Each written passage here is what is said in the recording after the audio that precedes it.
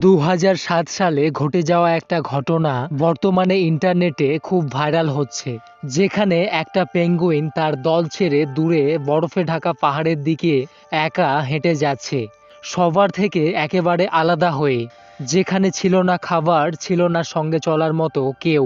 এই দৃশ্যটি জার্মান পরিচালক ওয়েনার হার্জগের ২০০৭ সালের এক ডকুমেন্টারি থেকে নেওয়া, যেখানে একটি পেঙ্গুইন তার কলোনি ছেড়ে ৭০ কিলোমিটার ভেতরের দিকে চলে যায়। কিন্তু কেন? এর আসল কারণটাই বা কি? হতে পারে এটা তার একটা বিভ্রান্তি, রোগ বা ভুল পথে চালিত হওয়ার একটি বহিঃপ্রকাশ। পেঙ্গুইন সাধারণত দলবদ্ধভাবে থাকে ও চলাফেরা করে। জলবায়ু পরিবর্তনের কারণে বরফ গলে যাওয়া এবং খাবারের উৎস পরিবর্তন হওয়ায় পেঙ্গুইনরা এমন আচরণ করে বলে মনে করা হয়। বিশেষজ্ঞরা একে নিহিলিস্ট পেঙ্গুইন বলে মন্তব্য করেছেন, যা আধুনিক জীবনের ক্লান্তি ও দিশাহীনতার এক প্রতীকী রূপ, যেখানে পেঙ্গুইনটি একাই তার মৃত্যুর দিকে এগিয়ে যাচ্ছে বলে মনে করা হয়।